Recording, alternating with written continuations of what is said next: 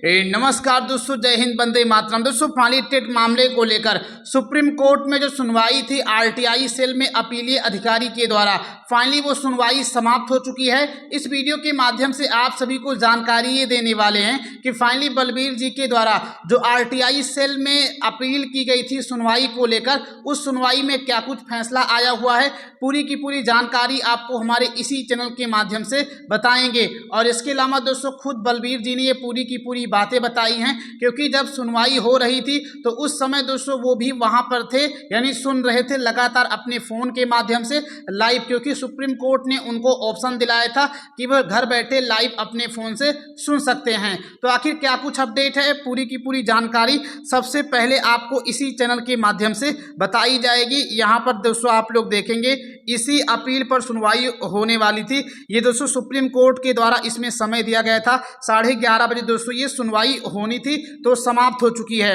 दोस्तों वीडियो में आगे बढ़ते हैं, लेकिन उससे पहले अगर आप लोग हमारे इस चैनल पे नए हैं, चैनल को सब्सक्राइब करके नोटिफिकेशन बेल ऑन जरूर कर लें, क्योंकि हमारे इस चैनल के माध्यम से आप सभी को आने वाले समय में टेट अनिवार्यता को लेकर मध्य प्रदेश सरकार फिर से सुप्रीम कोर्ट जाने की कोशिश कर रही है, क्योंकि उनका साफ साफ ये कहना है कि भाई 2005 के बाद हमने शिक्षक पात्रता परीक्षा या व्यापम परीक्षा लेकर के सभी शिक्षकों की नियुक्ति की थी, तो इसलिए इन सभी शिक्षकों को छूट मिलनी चाहिए। और इसके अलावा दोस्तों फाइनली सुप्रीम कोर्ट खुलते ही क्यूरेटिव पिटीशन डाल दी जाएगी, यानी सुप्रीम कोर्ट में टेट अनिवार्यता से देश भर के 28 राज्यों के 25 लाख शिक्षकों को लेकर एक नया केस सुप्रीम कोर्ट में फाइल किया जाएगा। तो जैसे ही वो सुप्रीम कोर्ट में नया केस 13 तारीख के आसपास फाइल जाता है तो मेरे इसी चैनल के माध्यम से बताया जाएगा। और इसके अलावा दोस्तों 17 जुलाई 2026 को सुप्रीम कोर्ट में टेट अनिवार्यता पर ही सजल देव वाले केस में सुनवाई है, तो उस पर जो कुछ निर्णय होगा या सुनवाई में सुप्रीम कोर्ट जो कुछ कहेगा वो भी जानकारी आपको इसी चैनल के माध्यम से बताई जाएगी। तो अगर आप लोग हमारे इस चैनल पे नए हैं, चैनल को सब्सक्राइब या फॉलो जरूर कर लें। अब चलते हैं आप सभी को पूरी जानकारी 1 बाय 1 करके अच्छे तरीके से बताते हैं। और दोस्तों एक चीज़ ये भी है कि बहुत सारे शिक्षक साथी हमसे ये कमेंट कर रहे थे कि सर हमारे लिए एक नया और स्पेशल ग्रुप बनाइए जिसमें केवल टेट से प्रभावित सभी शिक्षक जुड़े हों। तो दोस्तों फाइनली मैंने वो ग्रुप बना दिया है, और मतलब शिक्षकों का इतना दोस्तों कॉन्फिडेंस देखिए, शिक्षक हमारे इस चैनल पे इतना विश्वास करते हैं कि ग्रुप बनाए हुए केवल 3 दिन हुआ है, और आज दोस्तों उस ग्रुप में 700 से अधिक शिक्षक जुड़ चुके हैं। यहाँ पर देखेंगे 700 से अधिक शिक्षक जुड़े हुए हैं।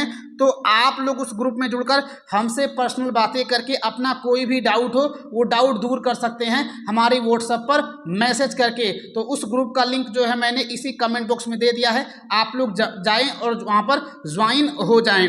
आगे यहाँ पर दोस्तों देखेंगे बलबीर जी के द्वारा अपने ऑफिशियल दोस्तों फेसबुक आईडी पर ही ये पोस्ट कर दिया गया है कि माननीय सर्वोच्च न्यायालय में टेट अनिवार्यता प्रकरण पर मेरे द्वारा योजित आरटीआई की प्रथम अपील की सुनवाई हो चुकी है, और उसका सार यहाँ पर इनके द्वारा नीचे दिया गया है।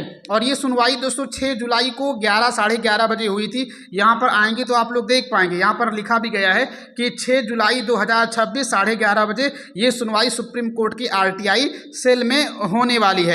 तो अब दोस्तों बात करते हैं निर्णय के बारे में। तो यहाँ पर दोस्तों मुख्यतः इसमें 3-4 निर्णय आया हुआ है। पहला चीज तो दोस्तों यहाँ पर ये देखेंगे कि मित्रों, जैसा कि आप सभी को विदित है कि टेट अनिवार्यता प्रकरण को लेकर मेरे द्वारा माननीय सर्वोच्च न्यायालय में योजित आरटीआई की प्रथम अपील की सुनवाई 11:30 बजे सुनवाई निर्धारित हुई थी। तो सुनवाई आज अपने पूर्व निर्धारित सूचना के अनुसार नियत समय पर प्रारंभ हुई, यानी 11:30 बजे ही सुनवाई सुप्रीम कोर्ट के अपीलीय अधिकारी के द्वारा प्रारंभ कर दी गई। अब उसके बाद दोस्तों इनके द्वारा ये भी कहा जा रहा है कि टेट अनिवार्यता संबंधी निर्णय में व्याप्त विसंगतियां, अनियमितता और आरटीआई अपील में मेरे द्वारा उठाए गए महत्वपूर्ण बिंदुओं पर विस्तृत चर्चा, परिचर्चा और बहस भी हुई। यहाँ पर देखेंगे अच्छे तरीके से बहस भी की गई है, और सुनवाई लगभग 40 मिनट तक चली है। यानी अगर 11:30 बजे सुनवाई हुई है तो अप्रोक्स दोस्तों 12:10 या 12:15 तक ये सुनवाई चली है। आगे यहाँ देख पाएंगे सुनवाई लगभग 40 मिनट तक चली है, जिसके उपरांत सर्वोच्च न्यायालय के आरटीआई सेल द्वारा सुनवाई पर काफ़ी विचार विमर्श के बाद होने वाले फैसले को सुरक्षित रख लिया गया है। यानी अभी दोस्तों सुप्रीम कोर्ट के द्वारा पूरी तरीके से फैसला नहीं दिया गया है कि 6 जुलाई 2026 को 11:30 बजे जो सुनवाई 40 मिनट तक चली है उस पर सुप्रीम कोर्ट के अपीलीय अधिकारी या अन्य अधिकारियों ने क्या निर्णय लिया है। और जिस तरीके से सुप्रीम कोर्ट ने रिव्यू याचिका यानी पुनर्विचार याचिका की सुनवाई 13 मई 2026 को करके 16-17 दिन फैसले को रिजर्व करके फिर जाकर के 29 मई 2026 को फैसला दिया है। तो दोस्तों उसी तरीके से ये भी अब रिजर्व कर लिया गया है।